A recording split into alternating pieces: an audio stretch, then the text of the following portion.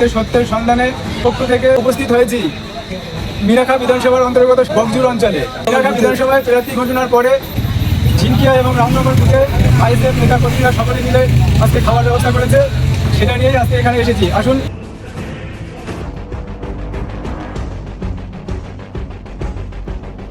কারণ নেই, ভয়ের কোনো কারণ নেই। লড়াই হবে মাত্রই যুদ্ধ।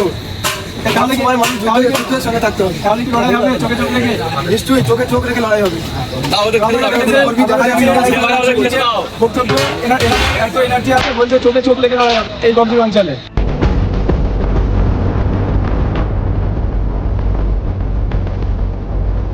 রান্না কেমন হয়েছে দাদা? কিসের জন্য এটা খাওয়াটা কিসের জন্য হচ্ছে?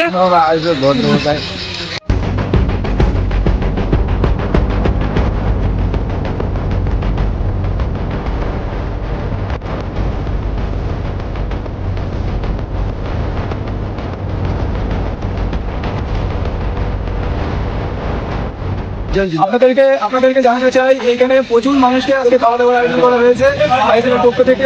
আপনারা দেখতে পাচ্ছেন এই যে খাওয়া দাওয়া একসাথে উঠে গেছে এবং আরো মানুষ আসছে, এরা তাদেরকে সকলকে খাওয়ানোর ব্যবস্থা করেছে।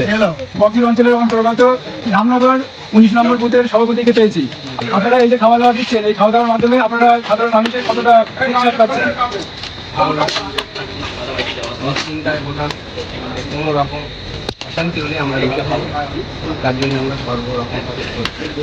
এই মিরাখা বিধানসভাতে আইএসএফের পক্ষ থেকে প্রথম প্রার্থী দিয়েছে।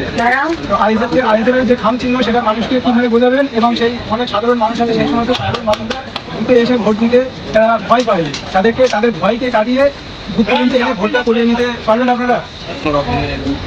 চিন্তার কারণে নিয়ে গিয়ে ভোট দিয়ে তবে তাদের বাড়ি। এখানে বরাবরের মতো শোনা যায় এই বকজুর অঞ্চলে তৃণমূলের সত্য ঘাঁটি, আপনারা ভাঙতে পারবেন? শুধু বাড়ি শক্ত করে আসলে কিছুই নেই, সবাই তোমার জন্য প্রস্তুত আছে। লিভিং হয়, নামেই ভোট হয়, কিভাবে হয় বাংলা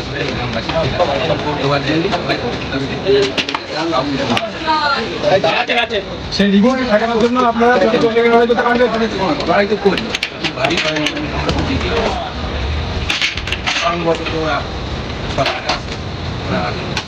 সরকার আছে ওদেরই সব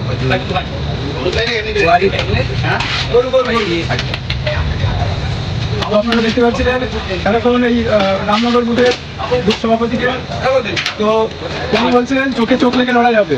আসুন দেখা যাক আগামী দিনে এই বকজুর অঞ্চলে কি হতে চলেছে, যার জন্য যে কিনা আপনার সত্যের সন্ধান সর্বদা